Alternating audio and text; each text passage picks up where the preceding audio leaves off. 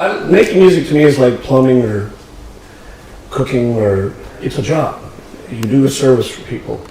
And music is a very, very old and venerable thing, which every culture has had from the beginning of time.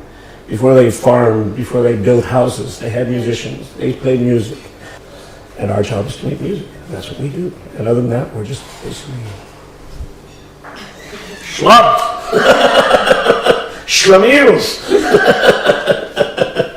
When we started, there was no way you could do this for a living. No way you could make a career. You weren't on the radio. No one wanted to buy the records. They beat you up for your hairdo in the streets.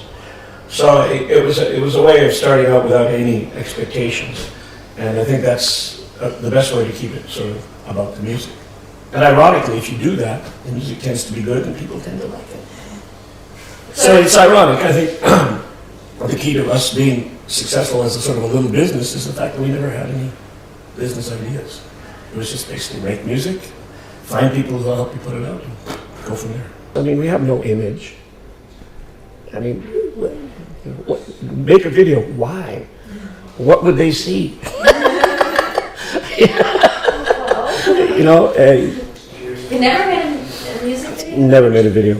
No. If we did for our other band, our Hanson Brothers band, because it's a joke, so we made some joke videos. Do you remember how it started? It started just by, you know, seeing stupid bands like the Ramones and you know, Sex Pistols, people like that, and going, oh, they can do it, we can do it. And me and my brother liked to play music. I had nothing else going. I was a professional student. Never graduated from anything. Spent a lot of years in school, never graduated from anything. I came back from someplace I was living in Western Canada, and he was in junior high school, and he was drumming. And I bought myself a little 4-track, one of the very first that had, you could overdub and do multi-track recordings. So I said, well, you're drum, I play guitar, I'll write songs, and let's make some music. And that's basically how it started. We've only had one change in the band over the 25 years, a guitar player. And so we're friends and relations, and it's a family sort of thing.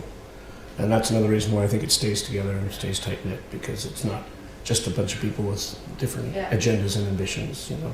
No, one of the best stories is not a punk story, it's a rock and roll story. We went to Roskilde in about 20 years ago, I think.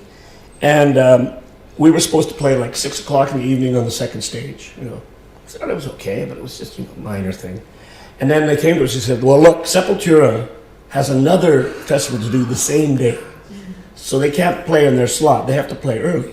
Can you play after Peter Gabriel on the main stage? We went, yeah, we can do that. Okay, we'll help you out. We'll help you out, man. We don't want to be difficult. So Peter Gabriel came out and did his sort of old man thing, and then there we were on the stage, and there's like 50,000 drunken Scandinavians in front of us, and there's like 8 towers of speakers. It's just like, yaha, and Cheap Trick. And we played our little set, and everyone was so drunk they really enjoyed it. You know, it was funny, we got our first tour in Europe by, it was the Dutch government.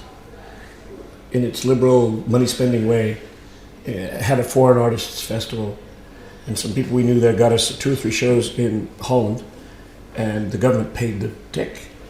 So we got over here and then did a whole tour on top of that. And that was our first experience in Europe, and we did well. We've been coming ever since. This is where we commute to work. This is where we actually, Germany is the place where I think we're most popular in the world. And that's why your new album has a German. Well, the thing too, also on our first tour in Germany, we kept going, God, what is this town Ausfahrt? It's everywhere. Everywhere. All roads lead to Ausfahrt. So that was an old joke in the band, so we decided to, we were actually going to call the album Nihilism for Dummies and use that logo, but the guy said he'd sue us, so we changed it to All Roads Lead to Ausfahrt. But it's a little nod to Germany too, because we have done very well here over the years. I have really lots of fans, and it's been very good to come here since 20 years now. Yeah, you're one of the real musicians. We're so old! Oh, we're old! God! That's our new slogan. Old is the new young.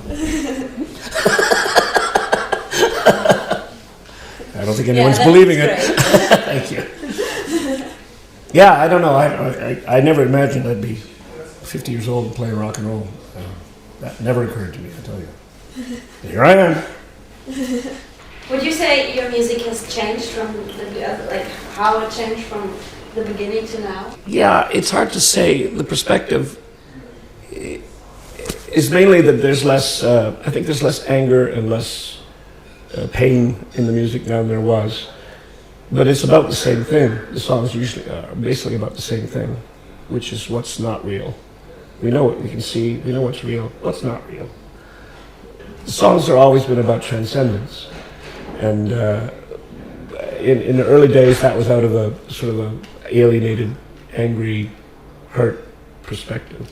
Now it's sort of maybe a little older and wiser, a little gentler, a little happier. We're now happy. No, we're not really happy, but we're happier. But no, I don't think the music has really changed a lot. But again, that's what music is to me. There's no progression in music. There's beats, singing, sounds. You're not going anywhere. You're not trying to be, I don't know, we're not looking for the lost chord. Music doesn't have to, it's just like a fire.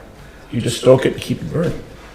It doesn't have to change. It keeps you warm just the way it is, right? So, like the bands that's playing before you, you support, do you choose them? Or is it Sometimes we get suggested, people get suggested to us.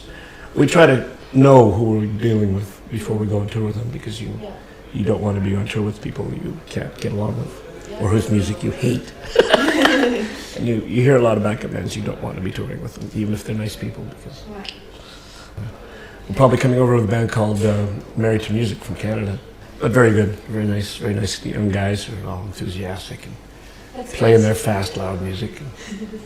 Your music is pretty loud too. I heard the sound check. It's like, wow. Yeah, it's very loud. It's very loud. We're always too loud for the places we play. Always. It's but I like to be loud. A lot of bands just sort of pretend to be loud. They have like distortion, but everything's kind of quiet on stage. But to me, it's like loud music. It's like if you go to see the Alps, what do you want to see? A picture, or you want to see the mountain? Now, when people come to our show, they see the mountain. They don't see a picture. What's your favorite song, like from the 20 years? Oh, I have no favorite song. You know? No. But like I say, it's all the same process. The individual songs are part of one whole process. And I really like that process. Yeah. I like making music. I like being in concerts making music. A good song is a good song. Yeah, okay. And if you approach it every night as being part of the whole evening that's new for the people in front of you, and that keeps it new for you as well. If I play a song I played 1,000,000 times, but someone in front of me is going, I've never, it's my first show. That's fine. You know, it's much about them as it is about us, or it should be if it's good. When it's not, that's when the process fails. You can play as well as you like, but if everyone's up there going like this, it's like this ain't working, because that's not what it's supposed to be like. It's supposed to gather people together and get them involved. Right?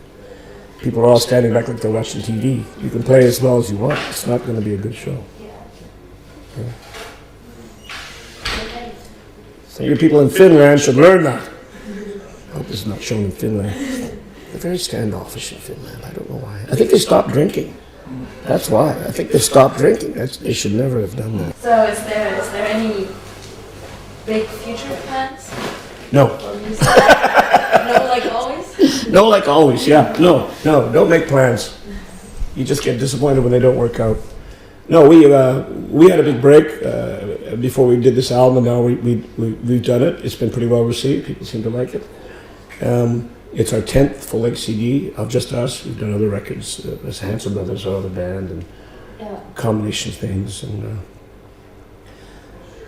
so we're just going to work this record till Christmas. And then after that, we go back home, and I go back to the golf course, and my brother goes back up to his land up the coast in London. We get back together again in a few months. You got any songs? Well, I got a few. And then we put them together, and maybe we start the whole thing again in another year. That's basically how we've done it for years now, and it seems to work. So, if it ain't broke, don't fix it.